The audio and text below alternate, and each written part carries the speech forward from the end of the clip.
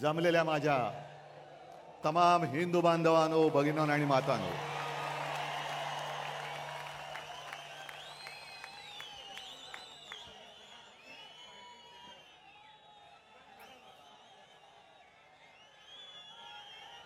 सर्वप्रथम आपल्याला सर्वांना दसऱ्याच्या शुभेच्छा देतोय। आज शस्त्रपूजन आणि सरस्वती पूजन करत असतो आपण।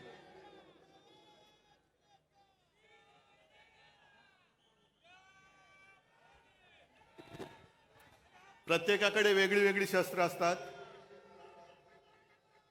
कोणाकडे तलवार आहे, कोणाकडे गन आहे, कोणाकडे मशीन गन आहे, पण आमच्याकडे लढवय्या मन आहे।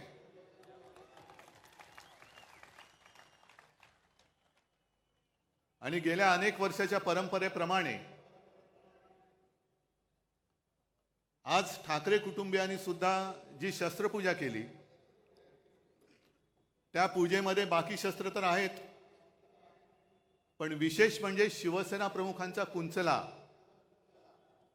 ज्यांनी फटकारे मारले आणि आपल्या मनगटामध्ये एक चेतना पेटवली, तेच आपलं शस्त्र, त्याची पहिली पूजा केली। आणि नंतर मी आता तुमच्या सगळ्यांची पूजा करतोय, कारण तुम्ही सुद्धा माझी शस्त्र आहात। ही लढाई काही साधी सोपी नाहीये।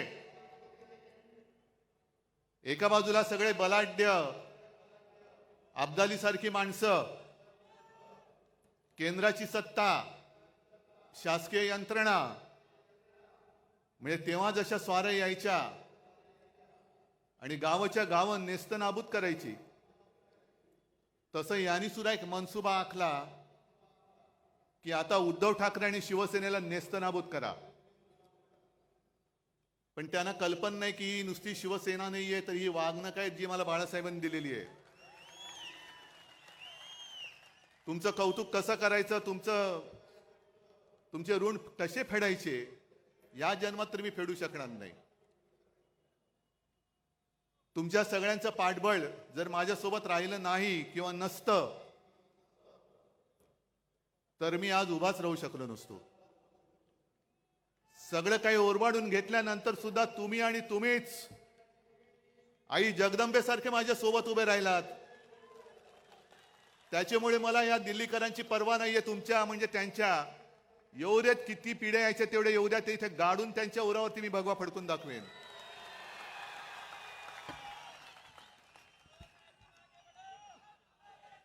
मजल दर मजल करत चाललेलो आहोत।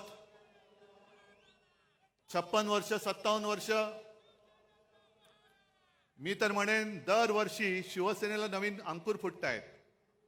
आणि आज हे भगवे जे आहेत, हे भगवे मशाली झालेले आहेत त्यांच्या। इथला प्रत्येक शिवसैनिक आजपासून शिवसेना प्रमुखांची, बाळासाहेबांची मशाल बनवून या भ्रष्टाचारी सरकारला चूड लालवाशिवाय राहणार नाही। संजय राऊतजी, आपण जे बोललात की टाटांबद्दल सांगितलं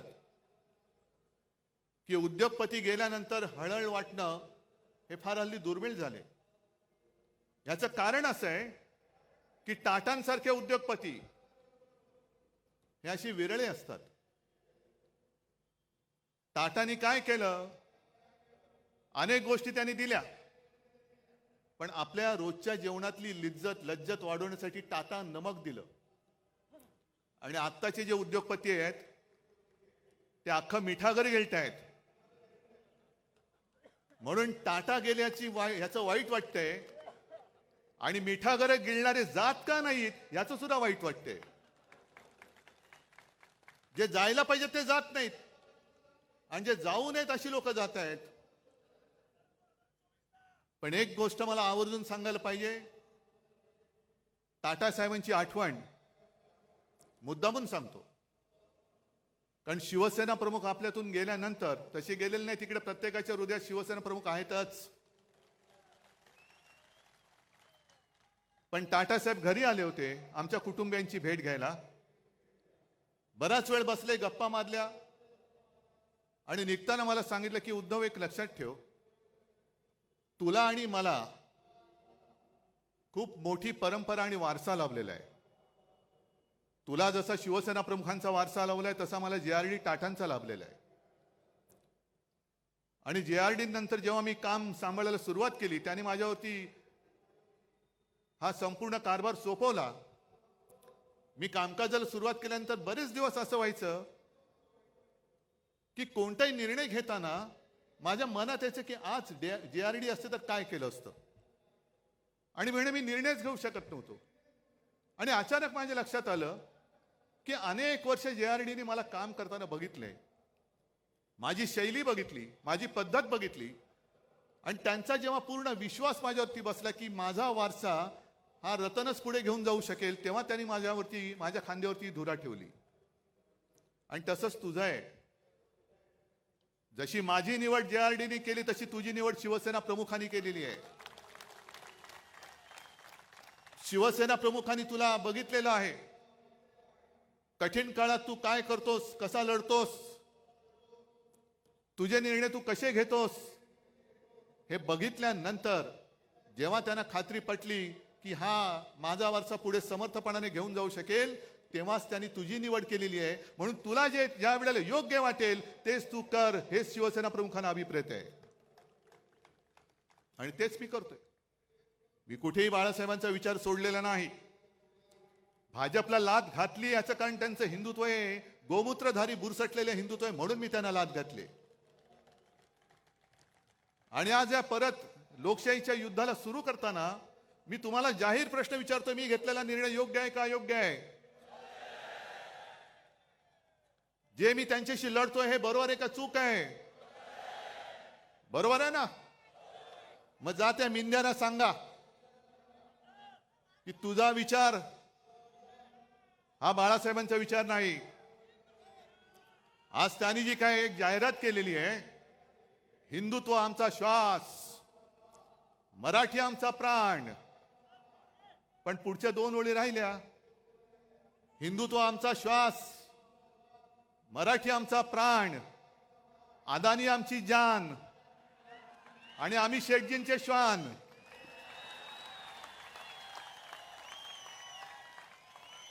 हे शेपूट हलवणारे, मी कुत्र्यांचा अपमान अजिबात करू इच्छित नाही, कारण कालच आपण पाहिलं टाटांचा सुद्धा आवडता कुत्रा, तसा मी सुद्धा कुत्र्यावरती प्रेम करतो. मी श्वानप्रेमी आहे. अर्थात समोर तेजस बसलाय, तो म्हणेल बाबा हे काय बोलतोयस, पण मी लांडगा प्रेमी नाहीये. लांडग्यावरती प्रेम करणारं एवढं औदार्य माझं नाहीये. हे लांडगेत वाघाचं कातड पांघरण्याचा प्रयत्न करतायत, काय काय उघडं पडते त्यांना माहिती नाहीये, पण चाललंय आपलं.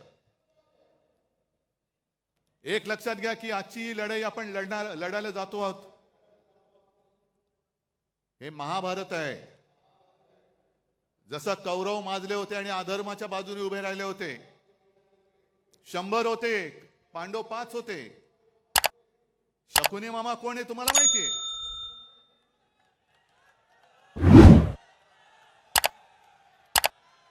पण कौरवांची जी मस्ती होती, तुम्हाला आम्ही सुईच्या अग्रावर मावेल एवढी सुद्धा जमीन देणार नाही, तीच वृत्ती या भाजपची आहे. या देशात दुसरा कोणताही पक्ष शिल्लक राहता कामा नये, फक्त आणि फक्त भाजप राहिला पाहिजे. मग सुईच्या अग्रावर जमीन जरी मावली नाही तरी सुईची अग्र तुमच्या कुठे टोचेल. आणि आता तलवारी आहेत, तुम्ही आम्हाला संपवायला निघालात, किती मस्ती करणार? ज्यांनी तुम्हाला संकट काळामध्ये साथ दिली, मी काल परवाकडे बोललो की पाप आमचं आहे की महाराष्ट्रामध्ये यांना कोणी विचारत नव्हतं, तेव्हा आम्ही यांना खांद्यावरती घेऊन पूर्ण महाराष्ट्र फिरवला. आज सुद्धा आमची इच्छा आहे की भाजपला आम्हाला राजकारणामध्ये खांदा द्यायचा आहे. ही वृत्ती संपवावीच लागेल. मी आणि फक्त मीच, दुसरं कोणी नाही, हे नाही चालणार. पण महाभारत मी एवढ्यासाठी म्हणालो की जशी परिस्थिती अर्जुनाची झाली होती, अरे मी कोणाशी लढू? माझेच सगळे आप्तसोके माझ्या समोर आहेत, शस्त्र घेऊन उभे राहिलेले आहेत. ज्यांना मी घरातलं माझं मानलं, ज्यांना मी मोठं केलं, तीच नालायक माणसं आज माझ्यासमोर माझ्यावरती वार करायला चालून येत आहेत. मी कसा लढू? आणि म्हणून कृष्णाला अर्जुनाला गीता सांगावी लागली की शेवटी आपलं कोणी नसतं. आपल्या समोर जो उभा राहत होता आपला शत्रू, आणि आपल्या सोबत राहत होता आपला मित्र. शत्रू समोर उभा आहे त्याच्याकडे न बघू नकोस, त्याला पहिला तुला ठेचलाच पाहिजे, ठेचावाच लागेल. आणि हीच शिकवण आम्हाला छत्रपती शिवाजी महाराजांनी दिली. म्हणजे माझे आजोबा प्रबोधनकार जे नेहमी सांगायचे की कृष्णाने गीता सांगितल्या अर्जुनाला, कारण अर्जुन गर्भगणित झाला, कसा लढू? मग तेव्हा कृष्णाला त्याला बळ द्यावं लागलं आणि मग अर्जुन उभा राहिला. कृष्णाने गीता सांगितल्या अर्जुनाला, पण अंमलात आणली ती आमच्या छत्रपती शिवाजी महाराजांनी. महाराजांच्या सुद्धा अंगावरती सगळे आप्तस्वकीयच आले होते, आपलीच लोक आली होती, पण महाराजांनी बघितलं नाही हा कोण आहे. जो स्वराज्यावरती चालून येतो तो माझा शत्रू, त्याला त्याचा शिरच्छेद केलाच पाहिजे. तशीच ही लोक ही आज आपल्या अंगावरती चालून येत आहेत. यांना यांचा राजकारणामध्ये शिरच्छेद केलाच पाहिजे, करावाच लागेल.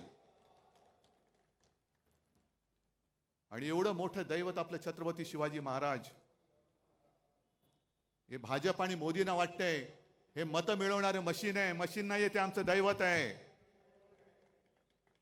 अरे आपण जय श्रीराम बोलतो, पण पुराणामध्ये प्रभू रामचंद्र होऊन गेले. आज सुद्धा आपण दसरा, श्रीरामाने रावणाचा वध केला म्हणून आपण तो पाळतो. किती त्यांनी राक्षस मारले, किती दैत्य मारले. त्यांच्याबरोबर प्रभू रामचंद्राबरोबर वानर सेना होती, आणि आपण त्यांना देव मानतोच, आम्ही जय श्रीराम बोलतोच. पण मग आमचे छत्रपती शिवाजी महाराज कोण होते? फार पूर्वी नाही, छत्रपती शिवाजी महाराजांनी सुद्धा त्यावेळेला जे आले होते स्वराज्यावरती चालून, त्यांचा वध केला नसता तर आपण आज नसतोच. आपलं काय झालं असतं कोणालाच माहिती नाहीये. मग जसे प्रभू रामचंद्रांनी तेव्हा दैत्य मारले, राक्षस मारले, तसेच माझ्या शिवाजी महाराजांनी सुद्धा दैत्यच मारले, राक्षस मारले. अफजल खान सुद्धा राक्षसच होता. आणि ज्याप्रमाणे भाजप केवळ मतांसाठी छत्रपती शिवाजी महाराजांचा पुतळा उभारला, म्हणजे मतं मिळवलीत, पण नालायकानं तुम्ही पुतळा उभारण्यामध्ये सुद्धा पैसा खाल्लात. 8 महिन्याच्या आत तो पुतळा कोसळून पडतो आणि आम्ही त्याच्याहून मोठा पुतळा बांधू. म्हणजे काय? पुन्हा कॉन्ट्रॅक्टरच्या खिशामध्ये आम्ही पैसे घालू. आम्ही महाराजांचे पुतळे नुसते नाही उभारत, त्याची पूजा करतो. आणि आज मी तुम्हाला वचन देतोय, आपलं सरकार आल्यानंतर प्रत्येक जिल्ह्यामध्ये मी छत्रपती शिवाजी महाराजांचं मंदिर बांधल्याशिवाय राहणार नाही. ते आमचं दैवत आहे. होय, आम्ही आमच्या देवारामध्ये सुद्धा छत्रपती शिवरायाची पूजा करणार. जसं आम्ही जय श्रीराम म्हणतो,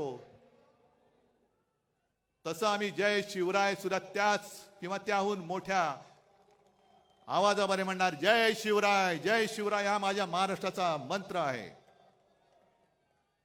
आणि माझी तर अशी इच्छा आहे, छत्रपती शिवाजी महाराजांनी संपूर्ण देशात पहिला प्रथम आरमार उभं केलं, म्हणून मग ते INS शिवाजी वगैरे सगळं ते आलं. महाराष्ट्रामध्ये प्रत्येक जिल्ह्यात तर मी मंदिर उभारीनच, पण आपल्या देशामध्ये सगळ्या राज्यामध्ये छत्रपती शिवाजी महाराजांचं मंदिर उभारलं गेलं पाहिजे. प्रत्येक राज्यामध्ये उभारलं गेलं पाहिजे. आणि मंदिर केवळ मंत्रोच्चारासाठी नाही,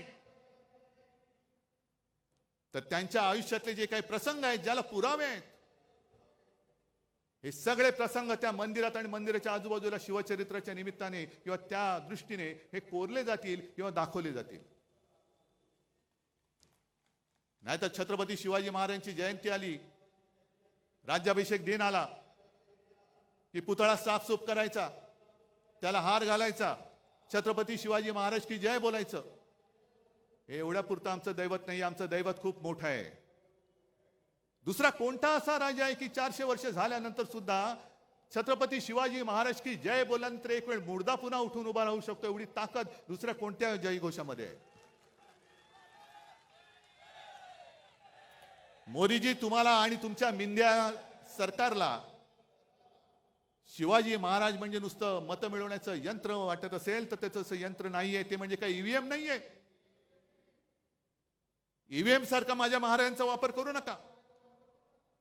आम्ही आमच्या दैवताचा मान राखणारच. करा, तुम्हाला किती कोणाला टीका करायची ती करा, मला परवा नाही. मी महाराजांना देव मानतो. तुम्ही मानत असाल नसाल बघून घेईल महाराष्ट्र तुम्हाला.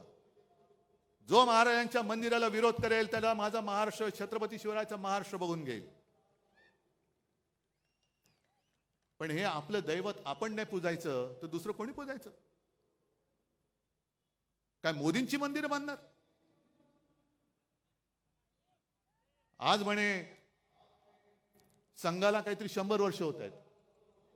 या वर्षी का पुढच्या वर्षी? मला आदर आहे, भागवतांबद्दल आदर आहे, संघाबद्दल आदर आहे, संघाच्या कार्यकर्त्यांबद्दल आदर आहे. फक्त ते जे काय करतात त्याच्याबद्दल आदर नाहीये. याचं कारण मला भागवतजींना विचारायचंय की तुम्ही ज्या काही गोष्टी सांगता आहात त्या कोणासाठी सांगतात? कारण त्यांनी मध्ये सांगितलं की हिंदूंनो आता स्वसंरक्षणासाठी एकत्र या. म्हणजे काय? 10 वर्ष झाली विश्वगुरु तिकडे बसलेत, अजूनही तुम्ही हिंदूंचं संरक्षण नाही करू शकत?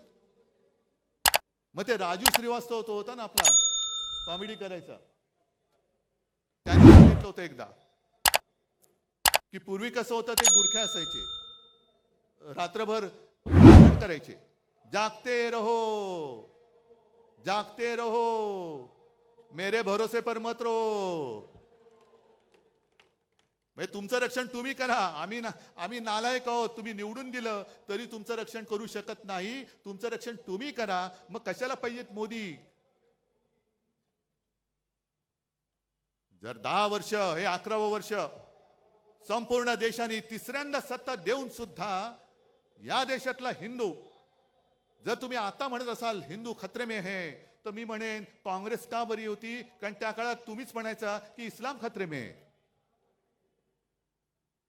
आता हे तुम्हाला सगळं आठवतंय. मग त्याने आज सांगितलं की बांगलादेशमध्ये जे काही घडलं, काही जगामध्ये असं होतंय की देशातली सरकार पाडली जात आहेत, तिकडे अस्थिरता माजवली जाते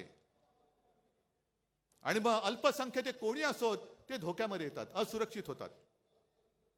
आता आपल्याकडे एक म्हण आहे, लेकी बोले सुने लागे.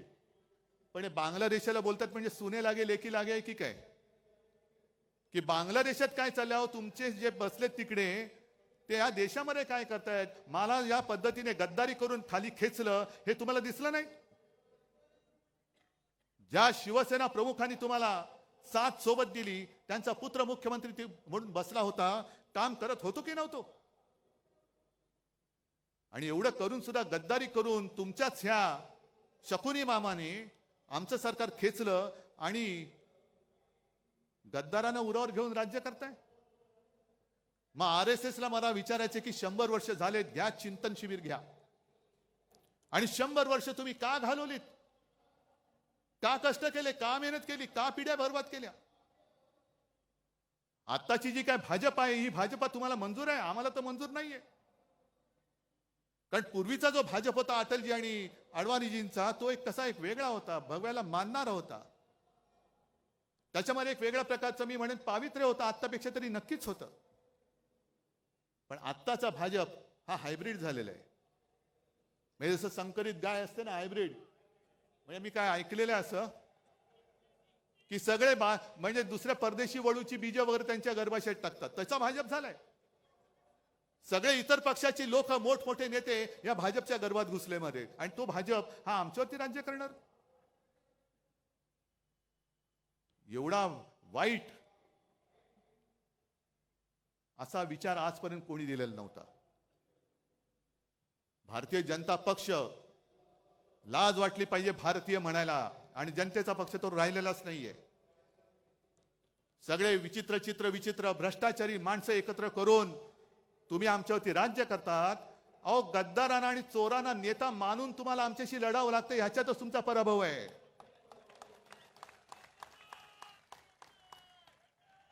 चोरांना डोक्यावर बसवत आहे, गद्दारांना डोक्यावर बसवत आहे, आणि किती खाताय, किती भ्रष्टाचार करताय.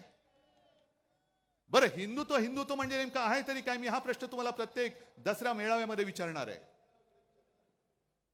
मरे गाईला राज्यमातेचा दर्जा दिला, चांगली गोष्ट आहे.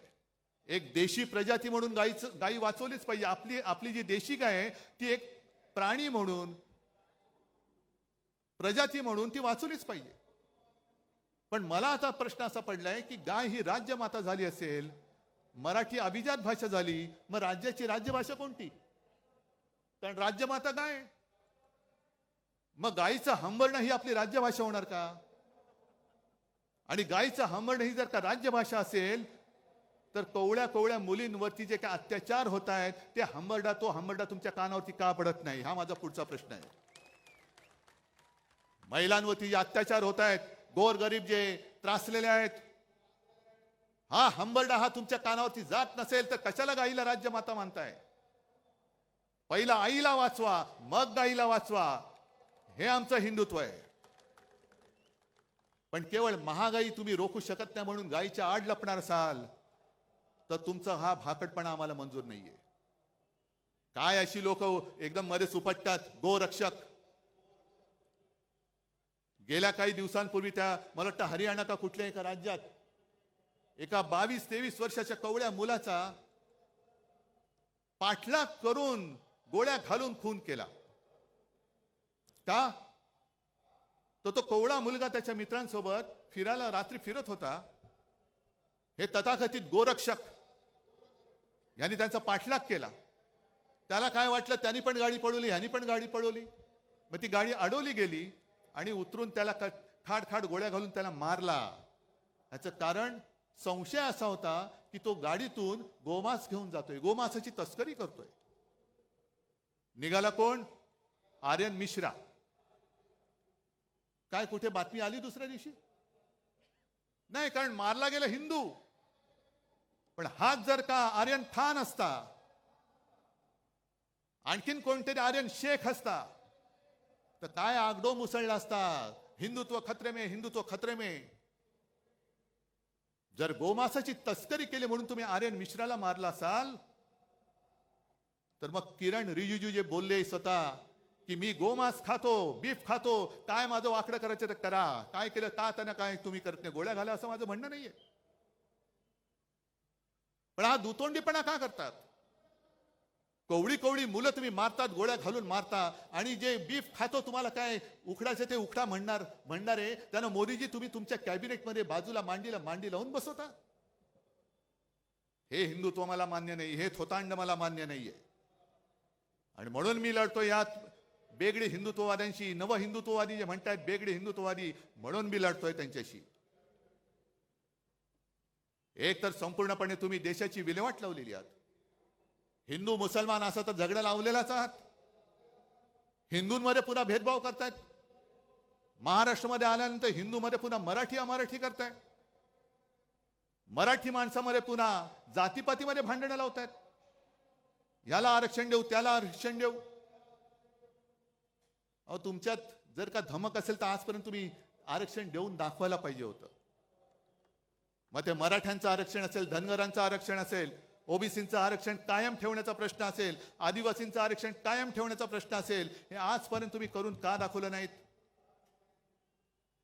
आणि तसं पाहिलं तर 95-96 सालीच्या सुमारास वाजपेयींनी सोलापूरमध्येच जाहीर सभेत आश्वासन दिलं होतं की माझं सरकार आल्यानंतर पहिल्या कॅबिनेटमध्ये मी धनगरांना आरक्षण देईन. वाजपेयीजी जाऊन आज इतके वर्ष झाले, अजूनही धनगर तसेच लढतायत. मराठा माझा तसाच लढतोय. आदिवासी भयभीत झालेले आहेत, ओबीसी भयभीत झालेले आहेत. का तुम्ही हे पाप करतात? का जातीपातीमध्ये भांडणं लावतात? आणि हेच ते शिवतीर्थ आहे जिथून शिवसेना प्रमुखांनी सांगितलं होतं, मराठा मराठेतर, ब्राह्मण ब्राह्मणेतर, 96 कोळी 92 कोळी, स्पृश्य अस्पृश्य, घाटी कोकणी, हे सर्व भेदाभेद गाडून मराठी माणसाची भक्कम एकजूट बांधा. ती मराठी माणसाची एकजूट बांधली गेली नसती, शिवसेना उभी राहिली नसती आणि हिंदुत्वाचे रखवाले म्हणून जेव्हा भाजपवाले शेपटे घालून बिळात बसले होते, तेव्हा जर काही मराठी माणसाची ताकद हिंदुत्व हिंदू म्हणून उभी राहिली नसती तर मोदीजी तुम्ही आज दिल्लीमध्ये दिसला नसतात. ही माझ्या महाराष्ट्राची मराठी माणसाची ताकद आहे. ज्याला तुम्ही चिरडायला निघालात, काय आम्ही काय गुन्हा काय केला होता आणि काय पाप केलं होतं. आज सुद्धा अमित शहा जे बोलतात, मग किती माणसं निर्लज्ज असावीत, माणसाने किती निर्लज्ज असावं. एक 2-4 दिवसापूर्वी आले होते आणि त्यांनी सांगितलं की या वेळेला महायुती, पण 2029ला 100% म्हणजे यांची एक्सपायरी डेट आज लिहून ठेवलेली आहे. अहो अमितजी, एक तर पहिलं तुमचा भाजपा सांभाळा, कारण 10-15 दिवसापूर्वी मी नागपूरला गेलो होतो. आपण बाबा शहरी बाबू आहोत. मी शेतकऱ्यांचं कर्जमुक्त जरूर केलं, माझं कर्तव्य म्हणून केलं. गोरगरिबांना 10 रुपयामध्ये शिवभोजन दिलं, जरूर दिलं, माझं कर्तव्य म्हणून दिलं. कोरोनामध्ये सुद्धा मी काम जे केलं तुमच्या सगळ्यांच्या आशीर्वादाने माझं कर्तव्य म्हणून केलं.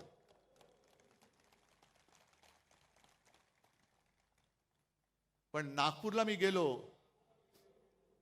मी तुम्हाला का म्हटलं की मी शहरी बाबू आहेच, मला शेतीतलं कळत नाही, पण शेतकऱ्याचे अश्रू मला दिसतात जे तुम्हाला दिसत नाहीत. नागपूरमध्ये गेल्यानंतर मला तिथल्या लोकांनी सांगितलं की उद्धवजी हालत फार वाईट आहे. सोयाबीनला भाव नाही, कापसाला भाव नाही, गेल्या वर्षीचा पीक विमा अजून मिळालेला नाहीये, बँका कर्ज देत नाहीयेत आणि त्याच्यामध्ये काय काय वेळेला नैसर्गिक आपत्ती येते. संत्र्यावरती म्हणतो एक डिंक्या रोग येतो. म्हटलं डिंक्या रोग म्हणजे काय? नाही, तो खोडावरती येतो किडा, खोड किडा, आणि तो खोड पकडून टाकतो. आणि दुसरा गुलाबा आपलं कापसावरती येतो, कापसाच्या बोंडावरती येते ती गुलाबी अळी. आता ती अळी जॅकेट घालते की नाही मला माहित नाही, पण तिला गुलाबी बोंड अळी असं म्हणतात. अमित शहाजी, तुमच्या भाजपच्या झाडाला दाढीवाला खोडकिडा लागलाय आणि तुमच्या बोंडावरती गुलाबी जॅकेटवाली अळी पडले, ती बघा.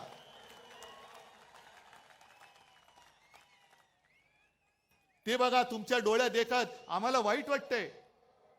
अरे एकेकाळचा आमचा मित्र असा डोळ्या देखत कुरतडला जातोय, पोखरला जातोय, पण यांना त्याचं काही सोयरसुतक नाहीये. सत्ता पाहिजे, सत्ता पाहिजे, सत्ता जिहाद. कोणी चालेल पण सत्ता पाहिजे, याला म्हणतात सत्ता जिहाद.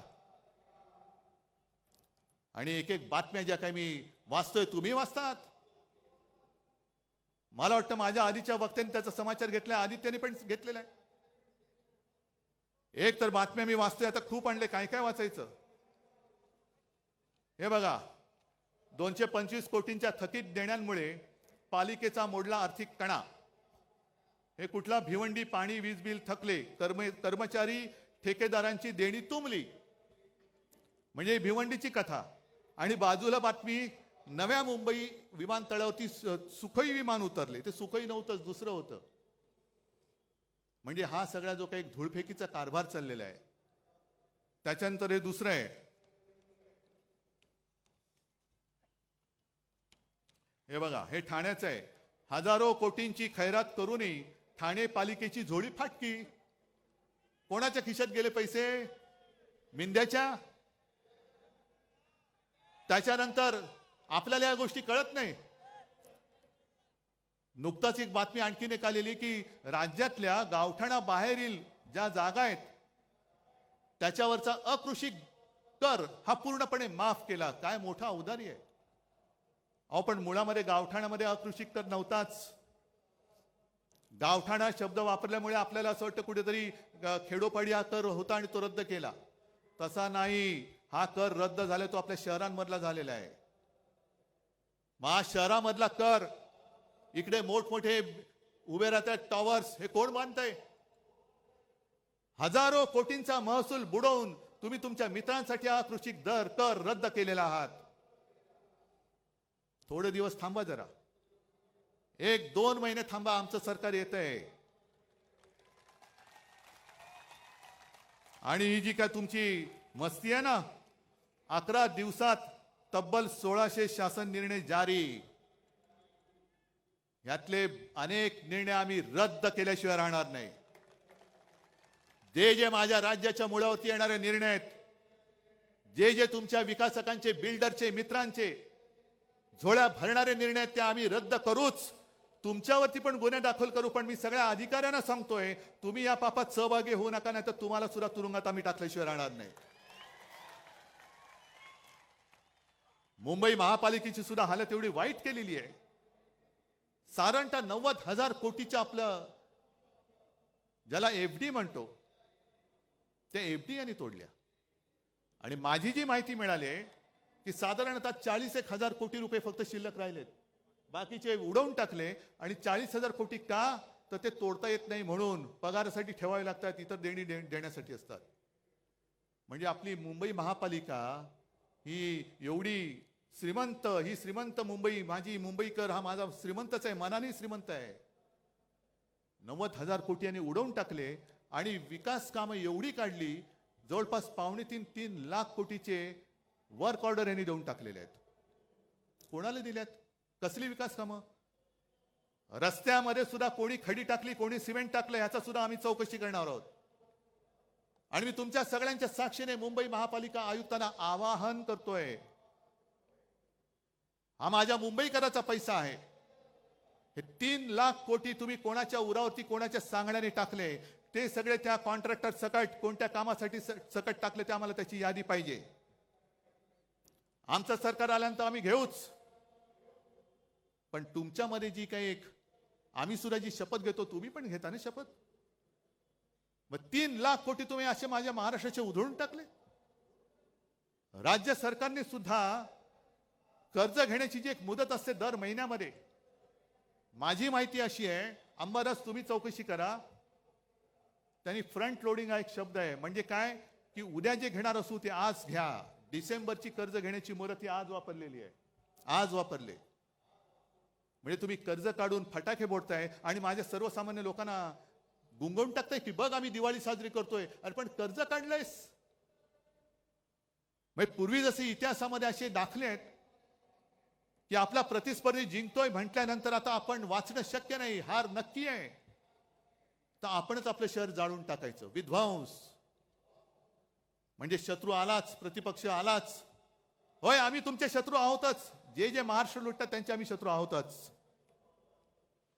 तर त्यांच्या हाती काही पडू नये, सगळं खाऊन फस्त करायचं. मग आले की यांचा ठणठण गोपाळ.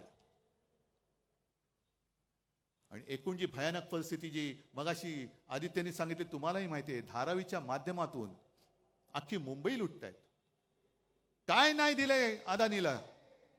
चंद्रपूरची शाळा दिली, तिथल्या खाणी दिल्या, विमानतळं दिली, बंदरं दिली, धारावीची झोपडपट्टी दिली, इथली वांद्रे रेक्लेमेशनची जागा दिली.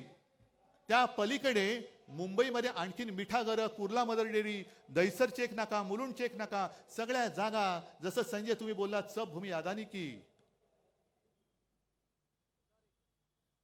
कशासाठी मग आम्ही जगायचं? का आम्ही संयुक्त महाराष्ट्राचा लढा देऊन मुंबई मिळवली? रक्त सांडून मिळवलेली मुंबई आहे. अदानीने आम्हाला बक्षीस दिलेली मुंबई नाहीये. आज जे आम्ही द्वेषाने लढतो आहोत, अनेक लोक मला विचारतात, अहो उद्धवजी तुम्हाला काय प्रॉब्लेम आहे, तुम्ही का नाही जात? म्हटलं का जाऊ, कसा जाऊ? अरे ज्या घराण्यामध्ये माझ्या आजोबांनी संयुक्त महाराष्ट्रासाठी लढा दिला, त्यावेळी ते पहिल्या 5 मधले नेते होते. माझ्या वडिलांनी दिला, माझ्या काकांनी दिला. त्या घराण्यातला मुलगा मुंबई माझ्या डोळ्यात विकली जात असताना शेपूट घालून किंवा पैसे घेऊन मी गप्प बसू शकतो? म्हणून मी लढतोय. माझ्यासाठी मी नाही लढत. मी मुंबईसाठी लढतोय, मी महाराष्ट्रासाठी लढतोय. जे दिसतंय ते पाहवत नाहीये. आणि सगळेच त्यांना सामील होणार असतील तरी देखील मी लढेन. जोपर्यंत तुम्ही माझ्या सोबत आहात तोपर्यंत मी लढेन. आणि मोदीजी तुम्ही जे बोलला होतात लोकसभेच्या वेळेला, जे फेक नॅरेटिव्ह सांगत होतात, पण तुम्ही जे बोलला होता ते रेकॉर्ड आहे कि ये लोग आपका मंगलसूत्र खींच लेंगे, ये आपके घर की टोटी निकालेंगे. घरातले नळ काढणार, मंगळसूत्र काढणार आणि कोणाला देणार? जिनके ज्यादा बच्चे हैं उनको आपका मंगलसूत्र दे देंगे. मग मी त्याच भाजपला आणि मिंध्यांना विचारतोय, मग तुम्ही काय संपूर्ण महाराष्ट्र लुटून माझ्या महाराष्ट्रातल्या महिलांचं मंगळसूत्र अदानीला देणार आहात, की अदानीचं मंगळसूत्र माझ्या महाराष्ट्राच्या गळ्यात बांधणार आहात? आम्ही अदानीचं मंगळसूत्र बांधणार नाही. अदानीच्या हातात मी माझ्या माता भगिनीचं मंगळसूत्र अजिबात देणार नाही. अदानी कोणी माझे शत्रू नाही आहेत, पण निविदेच्या बाहेरचे अनियमित मुद्दे आता त्याच्यामध्ये टाकून अदानींच्या हातामध्ये सगळा महाराष्ट्र आणि मुंबई देणार असाल तर आमचं सरकार आल्यानंतर आम्ही पहिलं धारावीचं टेंडर रद्द केल्याशिवाय राहणार नाही. आज मी जाहीर करून टाकतो. धारावीकरांना हाकलून द्यायचं, धारावीकरांना उचलून मिठागरात टाकायचं, लांब लांब फेकून द्यायचं. मग आमचं सरकार आल्यानंतर मी धारावीमध्ये माझ्या पोलिसांना जागा देईन, गिरणी कामगारांना जागा देईन. जे मराठी माणसं तुम्ही मुंबईतनं तडीपार करताय त्या सगळ्या मराठी माणसांना मी धारावीत आणेन. आणि वांद्रे सरकारी कर्मचाऱ्यांची जी वसाहत आहे, मी मुख्यमंत्री असताना शेवटच्या कॅबिनेटमध्ये मी निर्णय घेतला होता की माझ्या सरकारी कर्मचाऱ्यांनी जिथल्या तिथे घर मी देईन. हे सरकार बदलल्यानंतर निर्णय बदलला. संपूर्ण जागा त्यांनी कोर्टाला देऊन टाकली. कोर्टाला जागा द्यायला आमची ना नाही. आम्ही त्यावेळेला कोर्टाला जागा देत होतो, कोर्ट सुद्धा त्याला मान्य होत होतं. पण त्या सगळ्या सरकारी कर्मचाऱ्यांना सांगतोय की घाबरू नका, सगळे एकजुटीने जर का सोबत राहिला तर हे सरकार आपण आपलं आणूच. आणि जो निर्णय मी माझ्या मंत्रिमंडळात घेतला होता की सरकारी कर्मचाऱ्यांनी जिथले तिथे घर आणि कोर्टाला सुद्धा तिकडे बाजूला जागा, ही माझं सरकार आपलं सरकार आल्यानंतर मी केल्याशिवाय राहणार नाही. का नाही करायचं हे? नाहीतर मग शेवटी कशाला नावं घ्यायची, कशाला छत्रपती शिवाजी महाराजांची मंदिरं बांधायची? मंदिर एवढ्यासाठीच बांधायचं की आता जे महिलांवरती अत्याचार चाललेले आहेत आणि हे लगेच कोण देवा भाऊ हा भाऊ, अरे काय इतर वेळेला सगळं खाऊ. पण जसं त्या ठाण्यामध्येच ना, ठाणे जिल्हा ना, तो शिंदेला गोळी घातली, शिंदेला गोळ्या घातल्या ना, शिंदेला गोळ्या घालायलाच पाहिजे होत्या.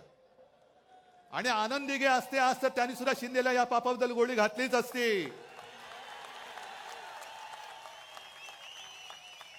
आनंद दिघेने पहिली शिंदेला गोळी घातली असती की असा हा नराधम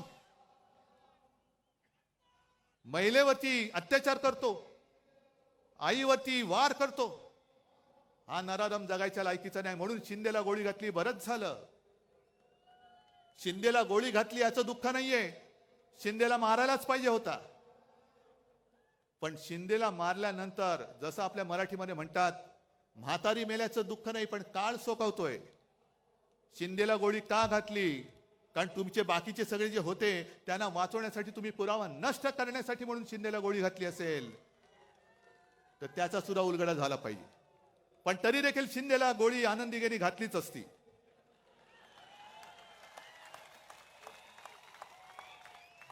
असे हे महिलांवरती अत्याचार करणारे शिंदे जगायच्या लायकीचेच नाहीयेत. आणि एकूण सगळा जर का आपण आढावा घेतला, रोज उठून बघतोय माझा महाराष्ट्र लुटला जातोय, लुटला जातोय, लुटला जातोय. काय त्यावेळेला निर्मला सीतारामन बाई बोलल्या होती की देश में अब 4 ही जाती है, एक गरीब, युवक, महिला आणि काय शेतकरी. आणखीन काय, कोणासाठी तुम्ही काम केले ते पहिले सांगा.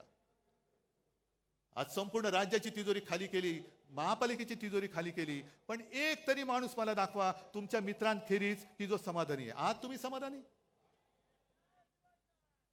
आणि म्हणून ही निवडणूक केवळ उद्धव ठाकरेची नाहीये. जे चंद्रचूड बोलले की मला निवृत्तीनंतर इतिहासात माझी काय म्हणून दखल घेतली जाईल, चंद्रचूड साहेब अजूनही वेळ गेलेली नाही. जर तुम्हाला इतिहासामध्ये तुमचं नाव अभिमानाने घ्यावं असं वाटत असेल तर आज ती वेळ आहे. लोकशाही वाचवा, लोकशाही वाचवा, लोकशाही वाचवा. तारखा मागून तारीख आणि बाहेर भाषण देऊ नका. निर्णय घ्या, निर्णय घ्या. भाषणाने निर्णय मिळत नसतो. जे तुम्ही बाहेर बोलताय तेच तुम्ही आतमध्ये द्या. तोच निर्णय आम्हाला पाहिजे. कारण संपूर्ण देशातली लोकशाही तुमच्याकडे बघते, न्याय देवता तुमच्याकडे बघते की तुम्ही गणपती पूजनाला मोदींना बोलवलं, ठीक आहे, गणपतीची पूजा जरूर करा, पण जेव्हा न्यायदेवता म्हणेल माझ्या मंदिरात तुम्ही येता तेव्हा तुम्ही माझ्या न्यायदेवतेला अभिमान वाटेल असं वृत्त जे काय आहात ते करताय की नाही. झाले नाही तर आता या 21 तारखेला का 8 नोव्हेंबरला ते रिटायर होणार.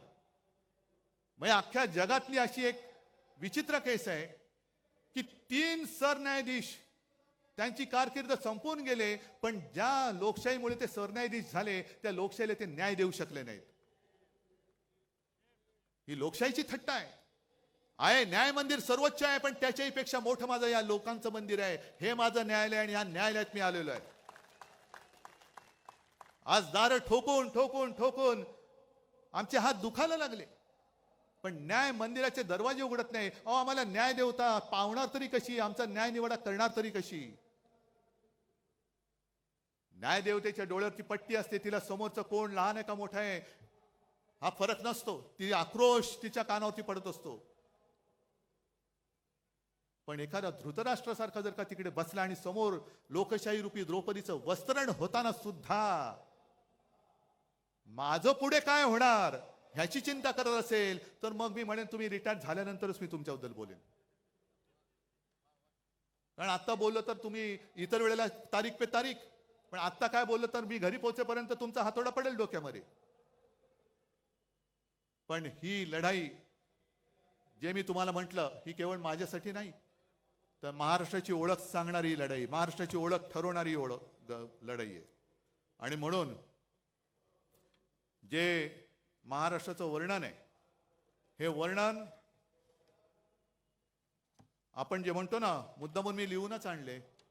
मंगल देशा पवित्र देशा, राकट देशा कणखर देशा, दगडांच्या देशा नाजूक देशा, कोमल देशा फुलांच्याही देशा, अंजन कांचन करवंदीच्या काटेरी देशा, बकुल फुलांच्या प्राजक्तीच्या दळदारी देशा. ह्या दरिद्रांच्या देशा नाही, दळभद्रांच्या देशा नाही, दळदारीच्या देशा, भावभक्तीच्या देशा आणि बुद्धीच्या देशा, शाहिरांच्या देशा, करत्या मर्दांच्या देशा. हे वर्णन आपल्याला कायम ठेवायचंय की गद्दारांच्या, आचारांच्या, भ्रष्टाचारांच्या देशा असं करायचंय. भ्रष्टाचार एवढा प्रचंड झालेला आहे की मध्ये मी ऐकलं की 70,000 कोटीचा भ्रष्टाचार करणारे सुद्धा लाजून बाहेर पडतायत. त्यांना सुद्धा लाज वाटायला लागली की अरे एवढे मोठे आहेत, माझा 70,000 कोटीचा घोटाळा काहीच नाही, यांच्यातनं बाहेर पडलेलं बरं, अशी बातमी आहे. पण हे सगळं त्यांना लख लाभो हे आपण नाही सहन करून चालणार. जीवात जीव असेपर्यंत मी माझा महाराष्ट्र लुटायला देणार नाही. शेवटचा श्वास असेपर्यंत मी माझा महाराष्ट्र मोदी शहांचा होऊ देणार नाही. हा शाहू फुले आंबेडकरांचा महाराष्ट्र मी मोदी शहा अदानींचा महाराष्ट्र होऊ देणार नाही. हा शाहू फुले आंबेडकरांचा आणि छत्रपती शिवाजी महाराजांचा महाराष्ट्र आहे, तो मोदी शहांच्या हातात मी जाऊ देणार नाही. आणि म्हणून मी एक सहज आठवण म्हणून याच व्यासपीठावरती एक शपथ घेतली होती. आहे का रे?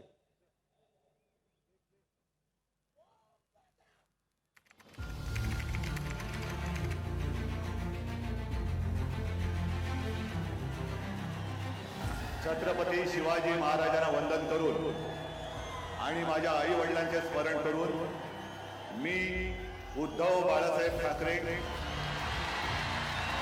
ईश्वर साक्ष शपथ घेतो की कायद्याद्वारे स्थापित झाले आहे अशा भारतीय संविधानाबद्दल मी खरी श्रद्धा व निष्ठा बाळगेन. मी भारताची सार्वभौमता व एकात्मता उन्नत राखीन. मी महाराष्ट्र राज्याचा मुख्यमंत्री म्हणून माझी कामे निष्ठापूर्वक व शुद्ध बुद्धीने पार पाडीन आणि संविधान व कायदा यानुसार सर्व तऱ्हेच्या लोकांना मी निर्भयपणे व निस्पृहपणे तसेच कोणाच्याही विषयी ममत्वभाव किंवा आकस न बाळगता न्याय वागणूक देईन. मी उद्धव बाळासाहेब ठाकरे ईश्वर साक्ष शपथ घेतो की महाराष्ट्र राज्याचा मुख्यमंत्री म्हणून माझ्या विचारार्थ आणली जाईल किंवा मला न्याय होईल अशी कोणतीही बाब असा मुख्यमंत्री म्हणून माझी कामे यथायोग्य पार पाडण्यासाठी आवश्यक असेल ते खेरीज करून एरवी मी कोणत्याही व्यक्तीला किंवा व्यक्तींना प्रत्यक्षपणे व अप्रत्यक्षपणे कळवणार नाही किंवा त्यांच्याकडे उघड करणार नाही.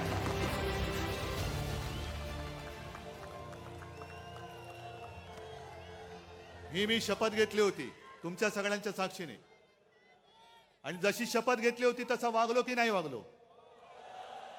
आज तर माझ्याकडे काही नाहीये, पक्ष नाही, चिन्ह नाही. अगदी निर्लज्जपणाने वडील सुद्धा चोरलेत, कारण स्वतःमध्ये धमक नाही. पण आज काही नसताना तुम्हाला सोबत घेऊन मी शपथ घेतोय. तुम्ही सुद्धा माझ्यावर शपथ घ्या.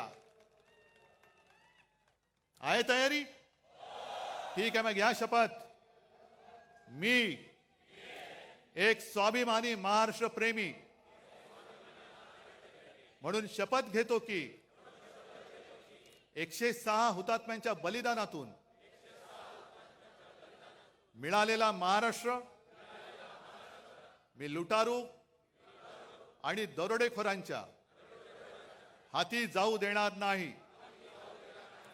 मी शपथ घेतो की छत्रपती शिवराय व हिंदू हृदय सम्राट शिवसेना प्रमुख बाळासाहेब ठाकरे यांनी मराठी माणसांची भक्कम एकजूट उभी केली, ती मी अभेद्य ठेवेन. मी शपथ घेतो की महाराष्ट्रात अंधकार घडवणाऱ्या दिल्लीतील शहाण्यांना रोखण्यासाठी मी हिंदू हृदय सम्राट शिवसेना प्रमुख बाळासाहेब ठाकरे यांची मशाल बनून लढत राहीन. मी शपथ घेतो की हिंदू हृदय सम्राट शिवसेना प्रमुख बाळासाहेब ठाकरे यांना अभिप्रेत असलेली शिवशाही महाराष्ट्रात आणण्यासाठी मी हीच मशाल धगधगत ठेवेन. जय हिंद, जय महाराष्ट्र. गर्जा हिंदुस्तान चॅनलला सबस्क्राईब करा आणि ताज्या घडामोडी जाणून घेण्यासाठी बेल आयकॉनवर प्रेस करा.